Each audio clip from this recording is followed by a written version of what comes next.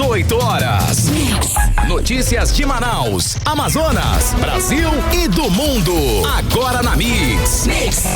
Muito boa noite para você sintonizado aqui com a gente em 100,7, seguindo a programação da Mix. Começa agora o 18 horas de hoje. Comigo, Karime Leão, e com ele, Kenixson Paz. Boa noite, Kenixson. Olá, muito boa noite, Karime, a todos os nossos ouvintes aqui da Rádio Mix Manaus. E fica muito mais legal o nosso 18 horas quando você participa. Manda aquele WhatsApp pra gente, 994887592. E vale também a sua participação para você que nos acompanha ao vivo pela live do YouTube. Manda a sua mensagem de texto. E não esquece de seguir a gente nas redes sociais. No @18 horas news. 18 horas. Trânsito. A gente já começa sabendo como é que está a volta para casa com o repórter André Meirelles. Boa noite, André. Muito boa noite para você, Karime. Boa noite, Kenedson, aos ouvintes ligados aqui na 100.7. Olha, trânsito carregado nas principais vias aqui da capital amazonense. E isso, claro, a gente acredita ser o reflexo dessa véspera de feriado. A gente agora há pouco observou que na Boulevard está um trânsito carregado, muitos veículos ali na via. E essa mesma cena se repete na Avenida de Djalma Batista, volta para casa, sentido centro-bairro. Também está um trânsito pesado, carregado. Outra situação também que a gente está conferindo em tempo real é a Avenida Brasil, nesse sentido, né? Volta para casa também, sentido centro-bairro, desde ali da Caco Caminha, quem vai indo em direção da Avenida Brasil, vai pegar todo esse trecho ali até as proximidades da Prefeitura de Manaus com trânsito carregado. E aí, passando da Prefeitura, tem aquela folguinha, só que quando chega nas proximidades do antigo Grupo Baiano e seguindo também ainda no sentido centro-bairro, tem aquele trecho da Avenida Brasil que também está carregado, trânsito, na verdade, lento, quase parando. E a gente continua nas ruas aqui da capital amazonense, eu com o carro do 18 horas, junto com o nosso motorista Ivan aqui, para daqui a pouco trazer mais informações do trânsito. Volto com vocês. Tá certo, obrigada, André Meirelles. 18 horas. E vamos aos destaques de hoje. Vamos conversar com o coordenador geral do Sindicato dos Trabalhadores da Justiça, Roberto Dávila, sobre a denúncia das aplicações irregulares da Amazonprev no Banco Master. O levantamento revela que Manaus é a segunda cidade do país com maior número de itens irregulares de itens da cesta básica. O levantamento revela o domínio de facções criminosas em cidades do interior do Amazonas. 18 horas. Esses e outros assuntos, os destaques do dia, a partir de agora, para você sintonizado aqui em 100,7 no programa 18 horas de hoje, quarta-feira, dia 19 de novembro de 2025. 18 horas. Bom, começamos o 18 horas de hoje com o desdobramento do que é já o maior escândalo financeiro do governo Wilson Lima. Agora envolvendo aplicações suspeitas de irregularidade que tirou dinheiro de aposentados e pensionistas no Banco Master, que foi fechado essa semana pelo Banco Central. Estamos falando aí de 50 milhões de reais que foram aplicados irregularmente nesse banco que agora é falido. Num banco falido, o assunto é destaque no país, não só pela fraude financeira, mas também pelo envolvimento de caciques políticos.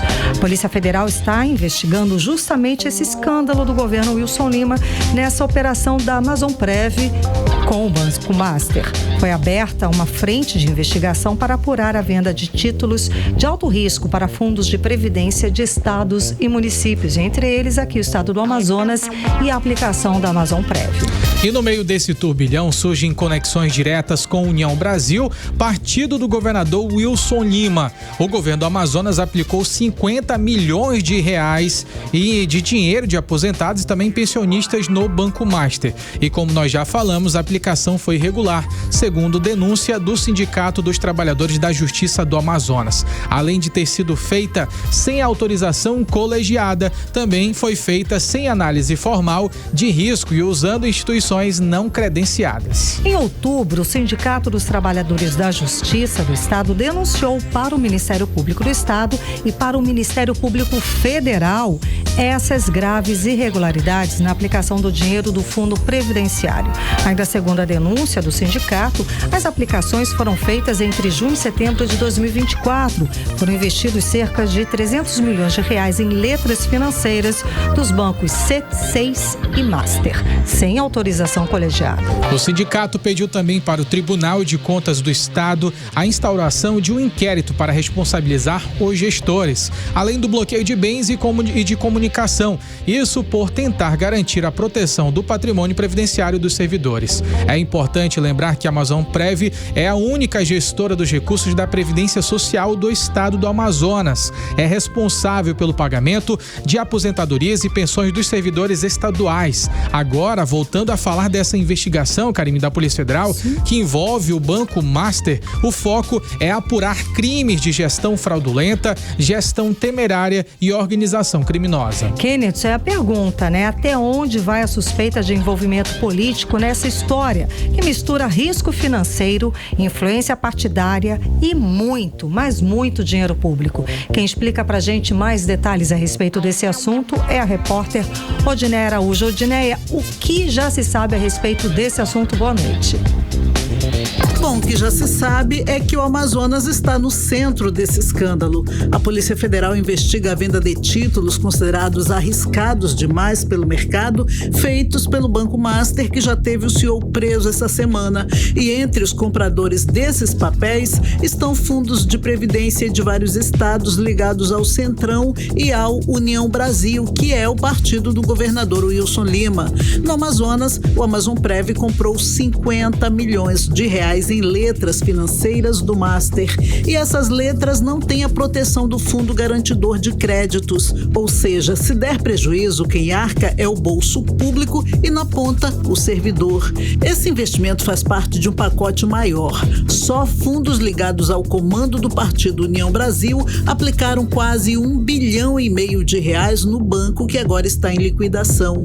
A situação ganha contornos ainda mais preocupantes porque o próprio presidente do União Brasil, Antônio Rueda, figura de grande influência política e muito próximo do dono do Master, aparece como articulador de algumas dessas operações nos bastidores.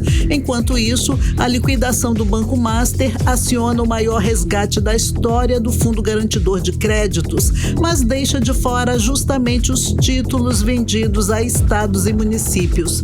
De acordo com o cientista social Luiz Antônio Nascimento, causa estranheza que justamente em meio a esse escândalo, pelo menos 300 milhões de reais tenham sumido do Amazonprev. O que está acontecendo nesse instante com a Amazonasprev, assim como outras co-irmãs de prefeituras do interior de São Paulo, Minas Gerais, Rio de Janeiro, Nordeste, não por acaso, todas são prefeituras governadas por prefeitos de extrema-direita e de direita, ligados à União Brasil ou a outros partidos de direita, como o Wilson Lima, como o Davi Almeida. Estão roubando o dinheiro dos trabalhadores do serviço público. Nesse momento, a gente tem que dizer para os colegas professores que estão em greve, inclusive, que há um risco gigantesco de eles terem a previdência deles virar poeira. No caso do Amazonas, ainda não há clareza sobre o risco ao patrimônio dos servidores. A Polícia Federal promete aprofundar a investigação e seguir o rastro do dinheiro e das conexões políticas. Por enquanto, o que fica é a pergunta: por que o Amazonprev investiu pesado em um papel rejeitado até pela Caixa Econômica por ser arriscado demais? E quem dentro do governo Wilson Lima autorizou essa aposta tão perigosa? São respostas que precisamos saber. Volto com vocês. Muito obrigado, Odineia Araújo. Olha só, gente, sobre esse assunto, o governador Wilson Lima, ele afirmou que as aplicações foram feitas com bancos credenciados. Vamos ouvir agora o Wilson Lima. O pagamento dos pensionistas e também dos aposentados estão garantidos. Todas as movimentações que foram feitas foram com bancos credenciados pela Secretaria Nacional de Previdência. Inclusive, há 3-4 meses a Previdência esteve aqui, fez um balanço de todas as nossas operações e a gente está muito tranquilo com isso. Claro, acompanhando de perto para entender qual o desfecho dessa situação e entender quais os próximos passos que o governo do estado deve tomar nesse sentido. 18 horas. E por meio de nota, a Fundação do Fundo Previdenciário do Estado do Amazonas, a Amazonprev, se posicionou e afirmou que a aplicação financeira realizada em fundos de investimento administrado pelo Banco Master corresponde ao valor de 50 milhões de reais e não oferece qualquer risco ou interfere no pagamento de aposentados e pensionistas do Estado do Amazonas. A nota segue afirmando que a Fundação reforça que a Amazonprev possui receita que garante o cumprimento integral de todas as obrigações junto aos beneficiários. A Amazonprev ressalta ainda que todas as aplicações em fundos de investimentos foram realizadas com instituições financeiras credenciadas pela Secretaria Nacional de Previdência Social e que segue acompanhando a gestão junto ao Banco Central. 18 horas. Entrevista do dia. Agora em Manaus, 6h12, vamos seguir falando a respeito dessa grave denúncia da aplicação irregular do dinheiro da Amazonprev no Banco Master, envolvido nessa operação agora da Polícia Federal. Vamos conversar com o coordenador-geral do Sindicato dos Trabalhadores da Justiça, Roberto Dávila. Seja bem-vindo aos estúdios da Mix, aqui é o programa 18 horas, tudo bem? Tudo bem. Nós chegamos a falar em outubro e aqui nos 18 horas o senhor chegou a fazer essa denúncia dessas irregularidades a respeito dessas aplicações sem o consentimento do colegiado do dinheiro da Amazonprev nesses bancos, certo? Agora a gente vê aí que tanto o governador quanto a Amazonprev disse que os investimentos foram feitos em instituições credenciadas e que é uma das denúncias do sindicato, não é isso? Credenciadas aonde? Pronto. O governador fala que são credenciadas aonde? Não são credenciadas. Lá em cima, não dentro da Amazonprev. Existe o credenciamento a nível nacional, existe o credenciamento dentro da Amazonprev. Elas não estavam credenciadas dentro da Amazonprev. Tem um jogo de palavras aí. Ou seja, é irregular. Com certeza. Tanto que as atas do Comitê de Investimentos, como as atas do CONAD, em todas as reuniões, os conselheiros falam isso. Não estão credenciadas dentro da Amazonprev. Por isso que eu digo, há um jogo de palavras. Certo. O coordenador-geral está aqui na entrevista junto com o advogado dele, que tem detalhes maiores, que tem mais informações e está aqui ajudando ao coordenador na entrevista. Diga, siga a sua resposta. Sim. Todas as atas demonstram, são várias atas de vários meses, que passaram por cima das travas de seguranças. Tá? E o que acontece? Existem praticamente 3 conselhos dentro da Amazonprev. O Comitê de Investimentos, quem estuda e vê quais são os melhores investimentos. Existe o CONAD, quem vai aprovar ou negar os investimentos. E existe o Conselho Fiscal. Não passou por nenhum dos 3 conselhos. E as próprias atas são bem claras. Eu trouxe as atas aqui. Eu desafio o governador mostrar qualquer documento oficial que diga que esses bancos eram credenciados. Então, os bancos não eram credenciados. Além disso, teria uma outra trava de segurança, que seria uma questão do risco. Para esse investimento dessas letras financeiras, dentro da regra da Amazonprev, o risco tem que ser baixo. Quando o Banco Master já tinha um risco S3, um risco alto. Então, fora essa situação, toda essa verba dentro desse contrato que eles dizem que existe e não apresentaram até agora, dizem que esse investimento só poderia ser mexido, só poderia ver essa verba, esse retorno de volta daqui a 10 anos. Então, eu desafio o governador, a Amazonprev, a mostrar os extratos bancários, as movimentações bancárias, os contratos, o que não aconteceu até agora. O Tribunal de Justiça já pediu, o TCE já pediu, nós já pedimos, o próprio Conselho do CONAD está pedindo, inclusive, dentro da Amazonprev, decretaram sigilo dentro da sindicância. A coisa está pública.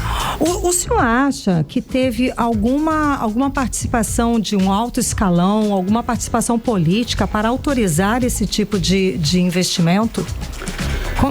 Que alguém autorizou. Sim, alguém autorizou.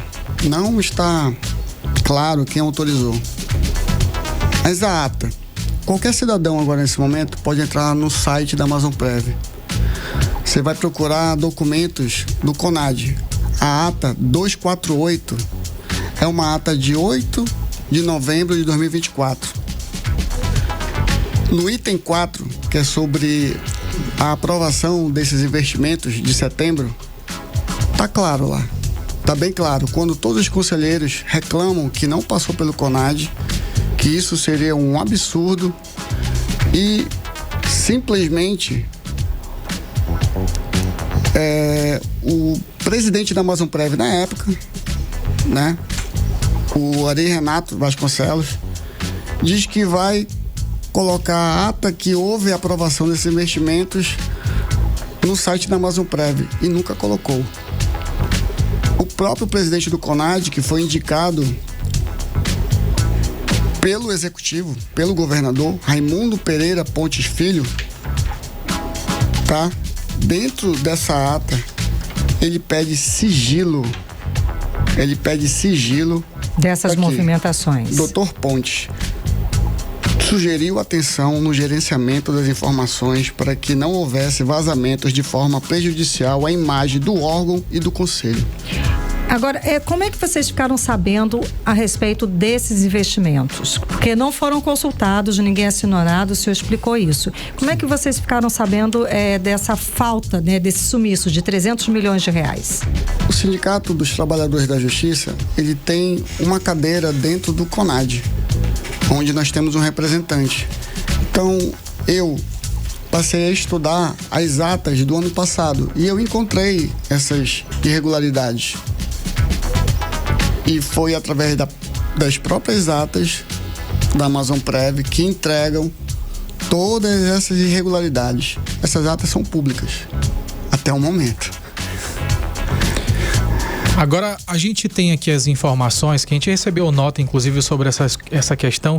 E eu queria que, antes de a gente falar sobre se de fato vão ser cumpridas todas as obrigações, eu queria que o senhor mencionasse pra gente só como é que é feito esse procedimento. Por exemplo, o dinheiro ele pode ser aplicado ou não, tá dentro da regularidade. Como o senhor mencionou ainda há pouco, pode ser feito mais em um baixo risco. Queria que o senhor contasse pra gente como é que funciona esse processo quando é necessário fazer essas aplicações. É passado pelo um conselho, o conselho vota para definir se quer ou se não quer, e depois eu queria que o senhor contasse se o senhor considera que realmente vão ser cumpridas todas essas obrigações, conforme até o próprio governador Wilson Lima mencionou ainda há pouco. Bom, como eu expliquei, são trâmites que passam primeiro pelo comitê de investimento, eles que indicam qual seria os melhores investimentos, o CONAD aprova e o Conselho Fiscal depois fiscaliza ver se está tudo dentro da ordem. É simplesmente isso. Não passou por ninguém. Houve uma ordem direta. Tem um detalhe aí. Na época, em 2024, o presidente da Amazonprev, Dr. Ari Renato Vasconcelos, foi o presidente que menos ficou na Amazonprev. Ele ficou apenas 10 meses. E ao ser cobrado, depois dessa movimentação, o governador trocou o presidente da Amazonprev. O senhor acredita que teve realmente alguma ordem, alguma interferência política de cima para que fossem feitas essas aplicações? Porque o senhor falou, ali do colegiado ninguém sabia de nada, ninguém autorizou nada. Não posso afirmar. Por isso que nós demos entrada no Ministério Público Estadual e Federal para que os órgãos competentes possam investigar e trazer à tona tudo o que aconteceu. E como é que está essa investigação? O senhor já teve alguma resposta? Eles aceitaram essa investigação? Como é que está? Está no início. O próprio Tribunal de Justiça também criou um grupo de trabalho. Veja a coincidência. Nós demos entrada na denúncia dia 13 de outubro. Ministério Público Estadual e Ministério Público Federal. Dia 21 de outubro, em menos de 10 dias, o governador foi ao Tribunal de Justiça, alegando que iria fortalecer o departamento de TI do tribunal, trazendo reforços do executivo. Mas no mesmo dia, o presidente do tribunal criou um grupo de trabalho para levantar, pesquisar a questão dessa denúncia do sindicato. Fui convidado para que em 48 horas eu comparecesse à presidência do tribunal para prestar esclarecimento já a esse grupo de trabalho, que tem o desembargador Delcio como um coordenador. Prestei todas as informações possíveis, alertei o Tribunal de Justiça, isso já no dia 23, uma quinta-feira. No dia 24, aniversário da cidade de Manaus, o presidente do tribunal lança uma nota branda, que na minha opinião, ali ele equivocadamente tira a gravidade da denúncia, tenta desassociar o Tribunal de Justiça à Amazon Prev, né? E diz que está tudo sob controle. Em seguida, nós lançamos uma nota também para contrapor a nota do tribunal. E nós alertamos novamente que a situação era grave. Mas agora sobre essa situação, seu Roberto, inclusive na nota da Amazon Prev, ela garante que tem receita, que vai cumprir todas essas obrigações e também tem falado até que esse dinheiro ele vai ser devolvido. O que o senhor acredita? Vamos lá, para que a população entenda. A Amazon Prev hoje, ela tem um fundo, uma verba, girando entre 10 bilhões e 500 milhões. Realmente, eles garantem que não vai faltar o pagamento dos aposentados. Mas vamos lá.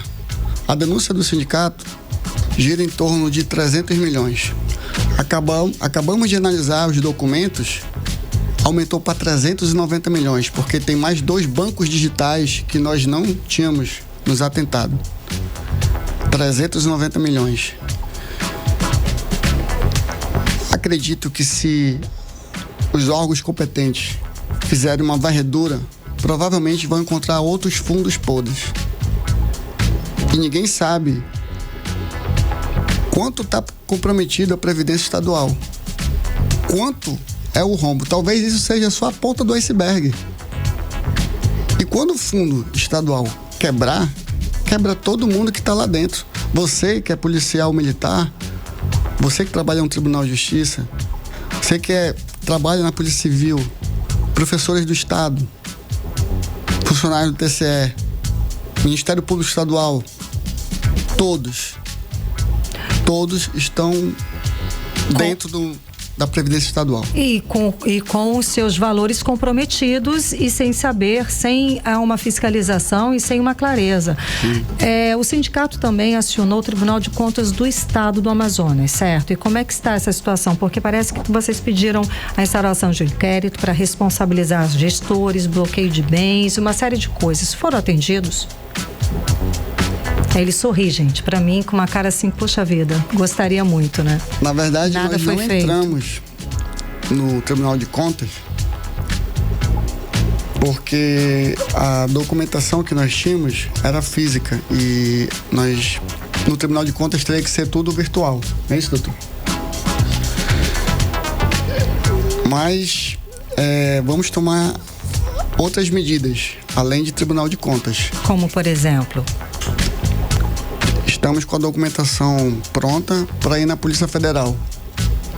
O senhor acha que merece realmente essa investigação da Polícia Federal junto? Porque a Polícia Federal já está investigando as aplicações do Banco Master, que está aí com 50 milhões de reais de aplicação da Amazon Prev. Você acha que de alguma forma vai revelar alguma coisa? Principalmente quem autorizou, essa que é a pergunta, né? Quem foi a pessoa que autorizou essas movimentações? Você acredita que a Polícia Federal vai também conseguir descobrir esse ponto? Sim, vai sim. O que nós notamos, como foi dito agora há pouco, é que essa situação, ela ocorreu com várias previdências, tanto estaduais como municipais. Houve uma cooptação da parte do Banco Master com autoridades de vários estados e municípios. Isso pode ser um segundo escândalo do INSS, só que exatamente com a Previdência estadual e municipal. Envolvendo gestores públicos. Exatamente. E políticos. Também. Certo. De alguma forma, você acredita que vai ter esse dinheiro devolvido de alguma... Não. Essa parte, o doutor Aldrin, ele pode explicar perfeitamente o que vai acontecer com essa verba, esses 50 milhões. É porque é um valor muito grande, né, gente? É um valor muito alto que a gente tá ouvindo falar sobre essas movimentações financeiras. Então, de fato, esse valor ele vai ser devolvido, doutor? De alguma forma. O advogado dele, doutor, perdão, seu nome? Aldrin Amaral. Aldrin Amaral, ele vai responder essa questão mais técnica, porque tem, além desses 50 milhões, não é, Kennethson? Tem, como o senhor falou, que somou... Ainda pouco falou 390 milhões no total com fintechs. Mas isso o que deu para entender, Karime, é que o que ele mencionou ainda há pouco é apenas uma parte daquilo que eles conseguiram chegar até lá. Exato. Aquilo que eles conseguiram chegar foi 390 milhões. Pode ser bem maior. Então é um valor bem maior, pode ser muito maior. Então... Perfeito. O Fundo Garantidor de Crédito garante, em caso de liquidação de uma instituição bancária, retorno financeiro até R$250 mil. Tudo que ultrapassa esse valor, ele vai gerar, na verdade, um papel para que aquele investidor possa ter a expectativa de receber aqueles valores investidos em um prazo que pode variar até 10 anos. Ele passa a se tornar o que no direito se chama de credor quirografário. Ele vai se habilitar no crédito daquela liquidação extrajudicial da massa liquidanda, que pode se tornar posteriormente uma massa falida. E aí, nesse processo de resgate de valores investidos, existem preferências de crédito. Primeiramente, a instituição bancária vai ter de arcar com as obrigações trabalhistas, seu conjunto de empregados, posteriormente com obrigações tributárias junto ao fisco, e aí entram as preferências na ordem da fila de credores.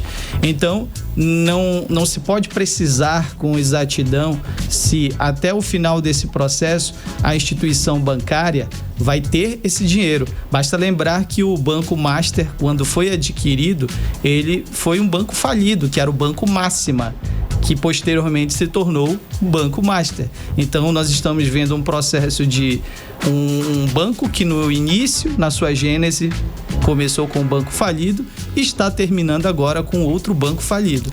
O que isso implica... Aquilo que começa errado, geralmente termina errado, né?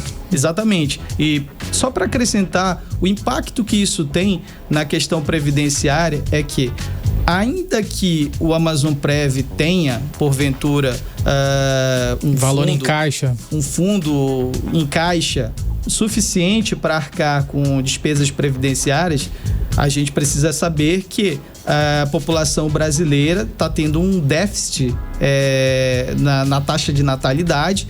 Então, nós precisamos cada vez mais de pessoas ingressando no serviço público para que esses regimes próprios sejam autossustentáveis, já que você precisa ter um equilíbrio atuarial entre as despesas presentes e as despesas futuras. Como equilibrar isso? Fazendo uma boa gestão financeira e administrativa com aplicações inteligentes, respeitando a Lei 9717 de 98, que é a Lei de Gestão dos Regimes Próprios, as resoluções do Conselho Monetário Nacional e as políticas do Manual de Investimentos da própria Amazonprev, que já tinham traçado isso desde 2021, a forma como as aplicações financeiras futuras da instituição deveriam ser tomadas.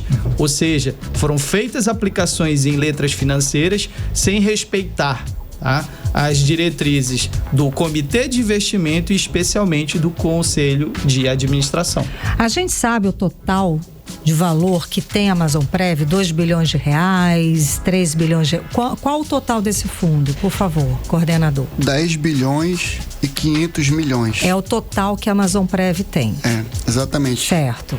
E foi desse total todo que foram feitos esses investimentos e que até agora o que se descobriu foram 390 milhões de reais. O senhor vai apresentar quando essa queixa, essa situação para a Polícia Federal? O senhor já sabe? Nós estamos terminando a elaboração do documento, porque já sai da alçada estadual e vai para a alçada federal. E acredito que no início da semana que vem estaremos dando entrada já. Certo, porque até agora aqui, na questão dos órgãos de controle do estado do Amazonas, vocês não tiveram nenhuma ação, nenhuma resposta, absolutamente nada foi feito. Nada, apenas o Tribunal de Justiça, que criou um grupo de trabalho, né? Dentro da própria Amazonprev, eles tinham desde o ano passado uma comissão para poder avaliar essa situação, que não fizeram nada, e agora colocaram outros componentes nessa comissão para ver se anda alguma coisa. Só que decretaram sigilo. Aí não adianta, né? Não adianta. E a própria essa questão de decretar o sigilo levanta mais suspeita ainda, o senhor concorda? Concordo. A coisa está pública agora, né? Agora sim. Ou seja, e também não se descarta esse maior número do rombo e intervenção superior de autoridades, de agentes políticos, agentes públicos nessas aplicações financeiras. Exatamente. O que o sindicato pode sugerir para os órgãos, para as autoridades, é que essas normas, que são essas travas de segurança, elas virem leis. Porque uma coisa é o funcionário ou o presidente da Amazonprev ou o cidadão que resolve passar por cima das travas de segurança, ele passa por cima, ele comete uma infração.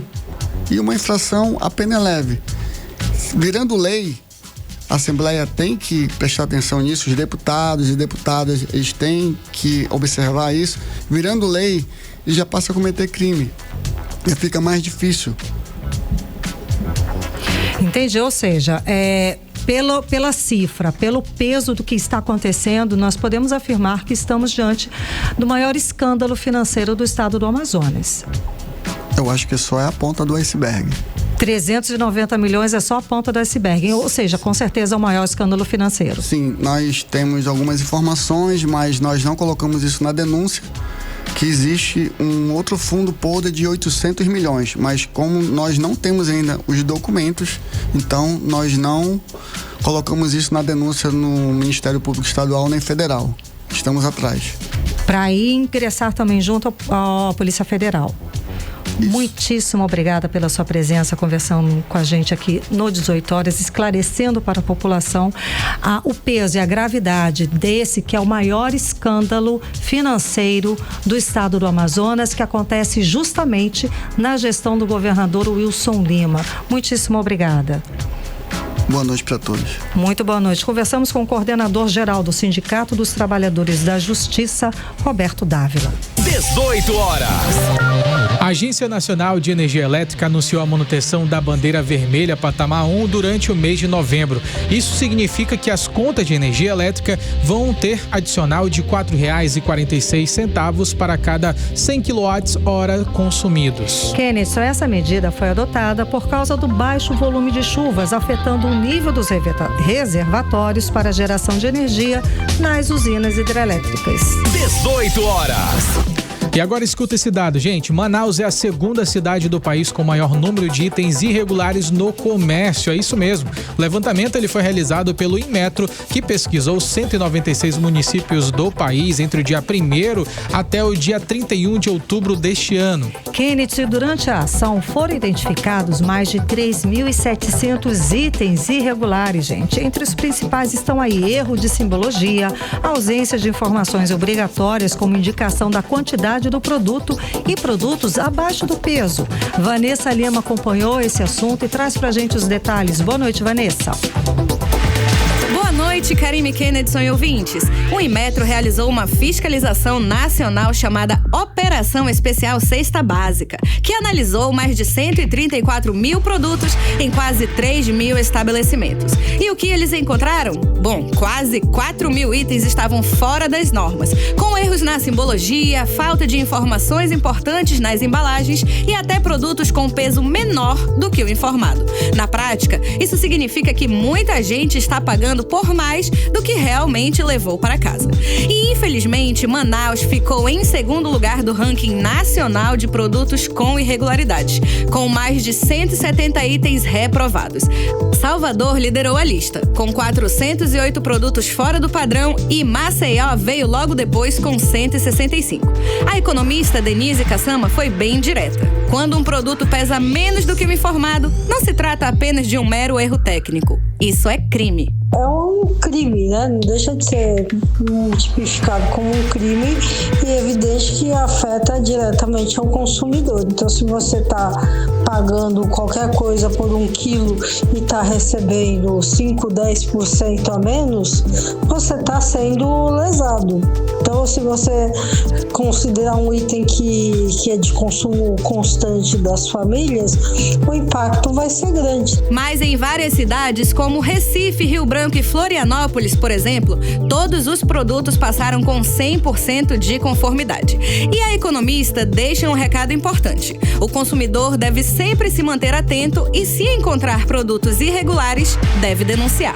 É importante que as pessoas leiam bem os itens da embalagem, questão da validade. Muitos supermercados têm balança para conferir e, em caso de verificação de irregularidade, denunciar ao PROCON. A operação mostrou que ainda há muitas falhas no comércio, mas também reforçou que a fiscalização está ativa e que o consumidor tem voz sim para denunciar. Volto com vocês. 18 horas.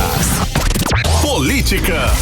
Vamos lá, e vamos à política com Nathalie Moraes. Kennedson Paes segue aqui com a gente. Eu já estava lá quase no fim do programa, olha isso. Vamos lá, Nathalie. O senador Plínio Valério disparou contra a gestão de Wilson Lima e disse que a saúde do Amazonas virou um caos. Ele piorou ainda mais depois que os hospitais foram entregues às organizações sociais, assunto que foi a gente falou muito aqui de várias 18 horas, denúncias, né? Exato, várias denúncias dessa péssima troca da administração para as organizações sociais. Conta mais, o Plínio Valério foi lá e soltou o verbo. Então, Karine, muito boa noite para você, para o Kennedson Paes e para todos que nos acompanham. Então, as falas do senador Plínio Valério só reforçam aquelas denúncias que a gente faz quase que diariamente aqui no programa 18 horas, já que saúde é uma das nossas pautas prioritárias, a gente pode dizer assim, e não tem como não afirmar que a saúde pública no Amazonas está colapsada. E aí, é claro, já declaradamente, vamos dizer assim, ainda que ele diga que essa não seja a atual prioridade, muito se fala sobre a movimentação do governador Wilson Lima para o Senado. E como aquela vaga realmente ali está bastante disputada, o senador Plínio Valério aproveitou essa entrevista ao portal Amazonas 1 para fazer várias alfinetadas no governador, e ele criticou bastante sobre a situação caótica e colapsada da saúde no Amazonas. Ele citou exemplos como 28 de agosto, Platão Araújo, e aí, Karime, essa entrevista realmente repercutiu bastante. Eu separei um trechinho da fala do senador Plínio Valério ao jornalista Isaac Charlon, do portal Amazonas 1. Vamos conferir aí o que disse o senador. A saúde é um caos. A forma como ele trata os enfermeiros, os médicos, a forma como ele trata, e agora entregando os hospitais públicos a uma organização social privada. Uma OS lá de Goiás entregou o 28 de agosto. Aí o que é que o 20 de agosto faz? São milhões durante o ano, são milhões por mês. O 28 de agosto, todo mundo achava que era um caos porque atendia 330, agora atende 100. Tem que melhorar o atendimento. Viu como melhorou? Agora é padrão Delfina. Enganação pura. Continua a diminuir o número de atendimento, de leitos. Não tem aquele dinheiro no final do mês correto. Dispensar os médicos amazonenses. Fez agora com Platão Araújo, com a clínica, fez com o João Lúcio e vai fazer com o Joãozinho. Quer dizer, tem que sair logo desse governo. Eu torço para que o governador saia candidato ao Senado, para deixar esse governo em paz. 18 horas. Karime, Kennedson Paes e ouvintes, essa entrevista realmente pegou fogo ao portal Amazonas 1. Inclusive, Karime, ele chegou a dizer que com essa saída aí do governador Wilson Lima para disputar o Senado, ele vai ter que prestar as contas com o povo e ele tá pronto para sabatinar o Wilson Lima. Ou seja, a campanha de 2026 já começou faz muito tempo, mas quanto mais próximo a gente vai chegando aí das eleições, mais acalorada a gente percebe que tá ficando negócio. Sem dúvida, Nathalie. Kennedson, então, agora o senador Omar Aziz, ele disse hoje em entrevista à CBN Manaus que a pré-candidatura dele ao governo do Amazonas está sendo construída de forma ampla, foi a frase que ele usou, e baseada num projeto de Estado com planos para segurança, saúde, educação, setor primário e cultura, enfim, coisa que a gente não vê por aqui. A pergunta é a seguinte: o que essa declaração revela sobre a estratégia dele para essa campanha eleitoral? Então, Karime Leão, o discurso do próprio senador Omar Aziz, ele não tem se diferenciado, ou seja, é a mesma linguagem que ele tem usado desde o início daquela apresentação do Amazonas Forte de Novo. Ou seja, essas mesmas pautas como segurança, saúde, educação. Eu lembro que até eu cheguei a entrevistá-lo a respeito sobre segurança e saúde e ele fez questão de mencionar que das vezes que ele gerenciou a cidade de Manaus, da vez que ele foi governador do estado, ele sabia como trabalhar. Ele até chegou a mencionar sobre a ronda nos bairros, a ronda Maria da Penha, a ronda nos bairros onde a gente via uma grande presença da Polícia Militar nos bairros da nossa cidade e que hoje a gente quase não vê, né, gente? Hoje a gente quase não vê polícia na rua e até para encontrar é difícil. Você aciona ali o 190, 190 e aí acaba que você espera muito tempo para poder uma viatura chegar. Mas falando de forma mais ampla... As nossas delegacias fecham às 5 da tarde, pois né? Não existe lugar nenhum no mundo. Mas se fosse só na segurança, era uma questão, né? É uma questão muito dramática, porque a gente tem o Atlas da Violência para falar sobre essa situação. Nossa cidade de Manaus é a segunda mais perigosa do país. Então, a gente pode perceber que são diversas necessidades para nossa capital e também para o interior do estado do Amazonas, onde tem passado por grandes aflições em diversas áreas, como educação, saúde, segurança pública, ou enfim. Em relação às eleições do ano que vem, eleições para 2026, o senador Omar Aziz, ele foi muito claro ao dizer que ele vai seguir muito firme e que ele não precisa de ninguém para ele disputar o governo do estado do Amazonas. Isso também dando uma alfinetada quando perguntado em relação ao possível racha com o prefeito de Manaus, Davi Almeida. E aí, o que também o senador mencionou é sobre a filha, Fernanda Arial, a filha do prefeito, no qual o prefeito disse que é a principal indicação dele para ser vice-governadora. O senador mencionou, abre aspas, o tempo é que vai dizer que vai ficar essa questão de alianças. Nesse momento estou focado no meu trabalho, tanto em Brasília quanto também no estado do Amazonas. Eu separei um trechinho da fala do senador Omar Aziz, vamos ouvi-lo. Apoiei o prefeito, não indiquei ninguém para a prefeitura, não pedi para indicar um secretário, não indiquei o vice. Deixei muito claro para o prefeito Davi que ele é que tinha que saber quem era o vice dele, montar a equipe dele para trabalhar, porque uma responsabilidade é dele, tá certo? Não vou depender de A ou de B para isso. O programa. Pois é, então são essas as palavras do senador Omar Aziz, que já disse que está à disposição, que já construiu um bom trabalho até agora e que essas alianças elas têm um período para isso acontecer e que deu apoio ao prefeito de Manaus, Davi Almeida, e é claro, não falou, mas indiretamente ele disse que espera também receber o apoio, porque lá no passado ele até cedeu também tempo, lá em 2020 cedeu tempo de TV, esteve junto nessas campanhas eleitorais, ou seja, ele também ajudou e agora quer ser ajudado. Né? Tá certo. Nathalie, Marcelo Ramos reagiu com muita dureza à declaração do presidenciável Renan Santos, do MBL, que defende o fim dos incentivos fiscais da Zona Franca de Manaus e a transferência de 50 bilhões de reais para a habitação popular. Mas, de novo, essa história pois não deixa a gente em Karime, paz. Sulistas nos deixem em paz. A Zona Franca, né, realmente é um modelo de sucesso. Eu não sei por que tantas dúvidas, tantos questionamentos. E aí, o ex-deputado federal, Marcelo Ramos, veio mais uma vez aí às redes sociais responder aí ao Renan e disse que porque ele não consegue entender o porquê, Kennedson, que muita gente vem ignorando a relevância realmente econômica, social e ambiental da Zona Franca de Manaus. Até porque a gente tem aumentado o nosso faturamento do polo industrial de Manaus a cada ano que passa. E principalmente a gente tem um setor muito forte que é o polo das rodas, ou seja, a gente tem uma economia pujante aqui no estado do Amazonas. Então não é algo que a gente pode ignorar. Exato, Kenneth. Eu separei aí um trechinho da fala do ex-deputado federal Marcelo Ramos. Vamos conferir aí o que ele disse sobre toda essa polêmica. Não dá pra você mandar 50 bi em subsídios pra Manaus, pra fazer uma moto lá e... Duas coisas são muito características desses moleques do MBL. Uma é a capacidade de falar besteira num tom de arrogância, prepotência e sabedoria. E o segundo é o preconceito com a Zona Franca de Manaus e com o povo do estado do Amazonas. Agora, o tal pré-candidato a presidente deles, Renan sei lá o quê, disse que vai acabar com os incentivos da Zona Franca de Manaus, porque Manaus recebe 50 bilhões de incentivo para produzir uma moto e que ele vai transformar isso em moradia popular e acabar com as favelas no Brasil. Quanta demagogia patética e ridícula. 18 horas. Karime, Kenneth, a gente ouviu aí a fala do ex-deputado federal Marcelo Ramos e aí ao finalizar toda essa situação, ele cobrou respeito aí realmente do norte do Brasil, realmente disse que a gente merece ser respeitado e já chega, né, de tanto preconceito com a nossa Zona Franca, Karime. Muito obrigada pelas informações, Nathalie Moraes e Kenneth Paz. 18 horas. Agora em Manaus, 6 horas e 47 minutos, vamos conferir a previsão do tempo ao vivo com Vanessa Lima, que traz pra gente, inclusive, vamos ver se vai chover amanhã ou não, porque tá quase todo dia chovendo, né, Vanessa? Isso mesmo, Karime, boa noite pra você, pro Kenneth e pra todo mundo que tá acompanhando a previsão aqui com a gente. A terça começou com sol entre nuvens e no decorrer do dia tivemos algumas chuvas pontuais em alguns lugares da cidade. A previsão para agora de noite é de céu parcialmente nublado e chance de pancadas leves de chuva.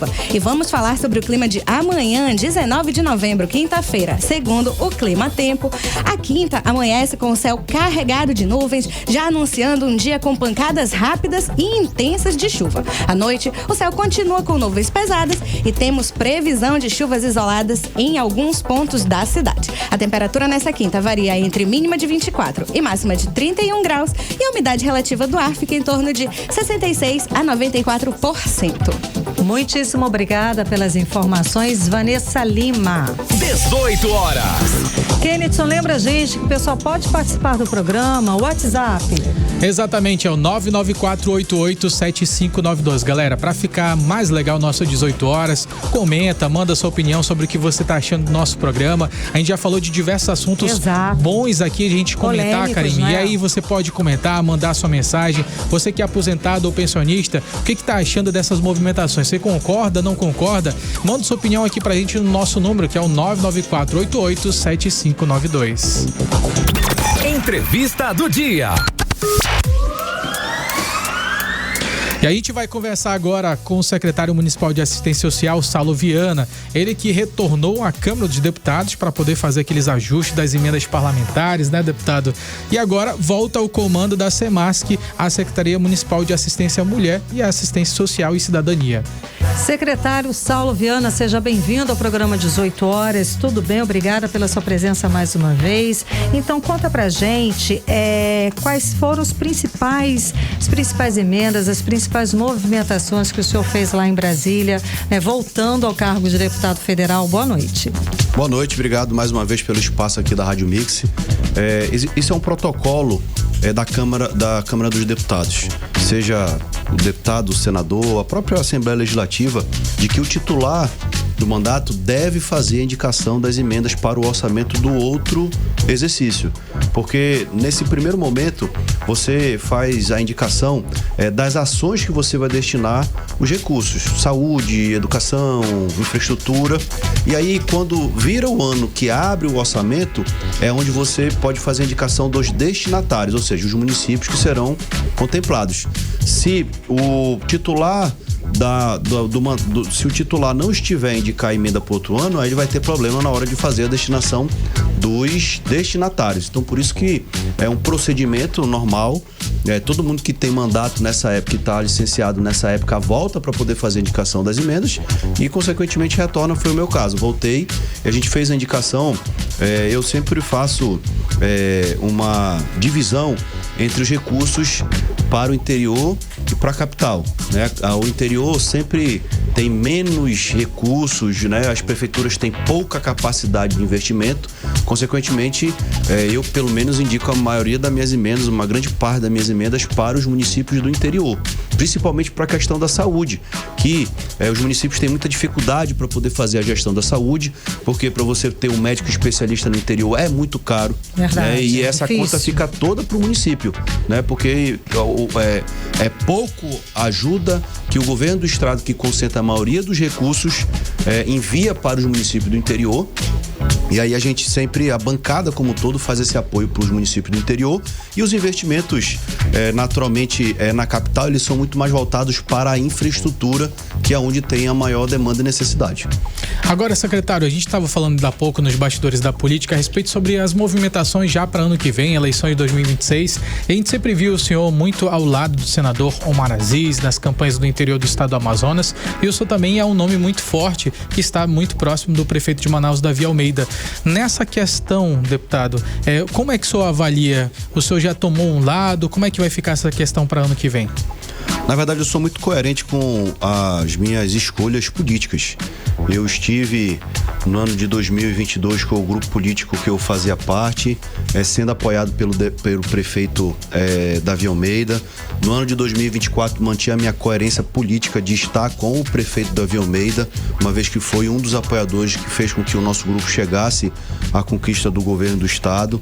Mantive a minha palavra com o Davi e também, como foi empenhado no ano de 2024, o grupo já tinha decidido que o candidato ao governo em 2026 seria o senador Omar, quem eu tenho relação também, amizade, assim como tenho com o prefeito Davi Almeida, e a gente segue juntamente com o nosso candidato ao governo, que é o senador Omar Aziz. Inclusive, a gente faz todas as semanas viagens aos municípios do interior, onde a gente faz a nossa prestação de contas do mandato que nós estamos exercendo, fazendo também compromissos futuros de destinação de recursos, fazendo a abertura das portas necessárias para ajudar os municípios e os prefeitos, consequentemente, a resolver demandas que estão na esfera federal, como, por exemplo, muito recentemente a gente fez a inauguração do porto no município de Barcelos e várias outras demandas que a gente busca resolver via o governo federal, e existe um alinhamento desse grupo para que ele continue unido em torno da candidatura do Omar para o governo e do senador Eduardo Braga à reeleição do Senado. Perfeito. Secretário, de volta aqui ao município, quais vão ser assim os principais pontos frente à Secretaria da Mulher para o ano que vem? Já tem projetos, já tem prioridades? Sim, nós temos a execução de um programa chamado Manaus por Você, que ele tem várias ações em todas as políticas públicas que a Secretaria, a SEMASC, trabalha aqui no município, na cidade de Manaus, da mulher, da assistência social e da cidadania. Que a gente tem feito, por exemplo, a reestruturação dos equipamentos da assistência social, fazendo a reforma desses equipamentos, fazendo a inauguração e reinauguração de equipamentos, como é o caso que nós fizemos recentemente, o novo Centro Pop, a nova casa de passagem que foi inaugurado bem recentemente, a reestruturação da rede que nós estamos fazendo. Nós temos programas como o Prato do Povo, fortalecimento do Prato do Povo, que é um programa muito importante na segurança alimentar, que ajuda a combater a fome na cidade de Manaus. Nós temos o programa Mãe Manauara, que muito em breve agora nós iremos fazer uma primeira grande ação do programa Mãe Manauara, que beneficia mães vulneráveis que estão grávidas, prestes a ter o seu bebê e não tem ali aquela condição básica de poder receber o seu filho. E também o programa Prosperar Manaus, que faz a preparação das pessoas que estão dentro do Cade Único, que recebem o Bolsa Família, que estão desempregados ou são desalentados, que nem procuram mais emprego, para que a gente possa encaminhar essas pessoas para vagas de emprego, para que a gente possa dar a porta de saída, para que as pessoas não dependam único e exclusivamente de programas sociais, seja do governo federal, estadual ou municipal. Essa secretaria também faz parte daquela ação do prefeito Davi Almeida no centro de Manaus para tirar as pessoas de mendicâncias, de situação de rua, essas pessoas da situação de rua, também entra a sua secretaria? Sim. o prefeito Davi Almeida, desde mais ou menos em meados de agosto, começou a fazer um trabalho do reordenamento do centro da cidade de Manaus. Isso. Com a questão das obras de infraestrutura, a questão de fiscalização, a ocupação do centro e, obviamente, também esse trabalho nas abordagens das pessoas em situação de rua. Porque a grande maioria desses moradores de rua, eles se concentram no centro da cidade de Manaus. Principalmente ali na Praça dos Remédios, em frente à Igreja dos Remédios, que foi totalmente reformada. E aí a nossa parte da assistência social foi o quê? O Centro Pop, que é o que cuida das pessoas em situação de rua durante o dia, funcionava no bairro do Petrópolis. E a Casa de Passagem, onde também abriga essas pessoas, principalmente à noite para dormir, funcionava lá no Morro da Liberdade. É bem longe lá do centro. Exatamente. O que nós fizemos? Nós levamos ele justamente para o centro do centro, o foco da onde tem a maioria das pessoas em situação de rua, que é na rua Joaquim Nabuco, paralelo à Praça dos Remédios. Então, assim, nós temos hoje o Centro Pop com capacidade para atender 100 pessoas por dia. Nós dobramos a capacidade. O que funcionava antes atendia apenas 50 e hoje nós dobramos para 100. E também a Casa de Passagem também nós dobramos. Nós atendíamos 40 pessoas por dia e hoje nós atendemos 80 pessoas por dia. E dentro do Centro Pop, que é esse equipamento que cuida durante o dia das pessoas em situação de rua, nós levamos para lá para dentro praticamente todas as secretarias da prefeitura, oferecendo serviço diretamente para essa população, para que a gente possa ajudar, para que elas saiam dessa condição e possam poder ter uma qualidade de vida muito melhor. Muito obrigado, viu, secretário? Só pra gente finalizar, o senhor participou agora do PL da antifacção e aí teve essa aprovação lá na Câmara Federal. Eu queria que o senhor falasse na nossa perspectiva do Amazonas. O senhor acredita que com esse PL nós teremos um combate mais acirrado contra o crime no Amazonas? Eu acho que é importante que o Poder Legislativo pudesse também dar a sua contribuição na questão do combate ao crime organizado, às facções. O estado do Amazonas, nós estamos, apesar de estar longe do grande centro do país, onde tem uma atuação muito mais forte dessas facções, mas a gente acaba que está inserido nesse contexto porque nós somos rota da grande quantidade de droga que entra no Brasil e, consequentemente, que é levado para a América do Norte e também para a Europa. Então, essa contribuição do PL das facções, antifacções, ele é importante. Eu acho que vai endurecer, principalmente a legislação para o combate às facções criminosas que infelizmente tomaram conta do Brasil. E o estado do Amazonas não é diferente. Antigamente a gente tinha vamos dizer assim, a criminalidade muito concentrada na cidade de Manaus. Aí elas passaram a atuar nos municípios do interior. E hoje elas já estão nas comunidades zona rural dos municípios do interior. Ou seja, nós estamos quase que praticamente tomados pela essa atuação muito forte das facções. A gente acredita muito, isso foi inclusive amplamente discutida no Congresso, de que essa nova legislação vai contribuir, vai dar a sua parcela de contribuição para o combate do crime organizado. Obviamente que depende muito da atuação do governo federal, do governos estaduais e também das prefeituras, como é o caso da cidade de Manaus, que hoje tem uma guarda municipal que é bastante atuante no combate ao crime. Porém, eu tenho a minha opinião de que a gente só vai avançar nessa questão uma vez que o governo federal fazer a ocupação da nossa fronteira, seja através das Forças Armadas, seja através da Polícia Federal, porque se não tiver essa vigilância das nossas fronteiras, a gente vai continuar muito vulnerável para a entrada da droga no estado do Amazonas, que é a passagem tanto da droga produzida na Colômbia e no Peru, e consequentemente isso vai continuar abastecendo, e o aumento do crime ele vai ser, você prende uma pessoa, depois já aparece 3 e os faccionados dentro do sistema prisional continuam fazendo atuação. Ou seja, de fato precisa ter uma legislação muito mais rígida, que foi o que aconteceu nessa aprovação de ontem na Câmara, que agora segue para o Senado. Mas também a atuação do governo é muito importante, principalmente na nossa fronteira. Muitíssimo obrigada pela sua presença, conversando hoje com a gente aqui no 18 horas. Muito obrigada. Obrigado pela oportunidade, a gente está sempre à disposição. Nós estamos sempre à disposição aqui. Obrigado. Muitíssimo obrigada. 7 horas em ponto, nós conversamos com o secretário da Secretaria Municipal da Mulher, Assistência Social e Cidadania. 18 horas. Vamos dar a última volta no trânsito, Kenneth. São 7 horas. Vamos lá ouvir o André Meirelles. Vamos lá, boa noite, André. Fala aí, André. Boa noite. Olha, atenção, uma carreta em pane mecânica bem depois ali do viaduto da Boulevard, no sentido centro-bairro, está provocando congestionamento desde as proximidades do cemitério São João Batista. E a Avenida Brasil, né, em quase todo o trecho no centro-bairro, está carregada com vários pontos de lentidão. Também temos informações aqui de outras vias com trânsito pesado. De Alma Batista, sentido também centro-bairro, desde o cruzamento com a Rua Pará até o acesso para Torquato Tapajós. E na Alameda Cosme Ferreira, próxima à Feira do Coroado, no sentido bairro Centro. E na Avenida Constantino Neri também trecho com trânsito carregado. Então, com o feriado de amanhã, né, a orientação é para que os motoristas redobrem aí a atenção. Até amanhã. Tá ótimo, André Meirelles. Até amanhã. Seguimos agora direto para o editorial 18 horas. Editorial 18 horas. Parlamentares de estados que tiveram fundos da Previdência com aplicações suspeitas no Banco Master começaram a agir. Alguns acionaram o Ministério Público Federal e a Polícia Federal pedindo a abertura de uma investigação criminal e financeira da gestão dos fundos. O Banco Master foi liquidado e as perdas podem chegar a 2 bilhões de reais. Um dos fundos que colocou dinheiro no Master foi o Amazon Prev, nada menos que 50 milhões de reais. A instituição é responsável pelo pagamento das aposentadorias e pensões dos servidores do estado do Amazonas. Grandes investidores institucionais, como fundos previdenciários estaduais, podem sofrer perdas significativas. É preciso investigar possível gestão temerária por parte dos dirigentes da Amazon Prev, apurar eventual favorecimento ao grupo do empresário Daniel Vorcaro, dono do Master, preso nesta terça-feira pela Polícia Federal, e esclarecer as ligações de dirigentes e membros de partidos políticos com o esquema. 18 horas.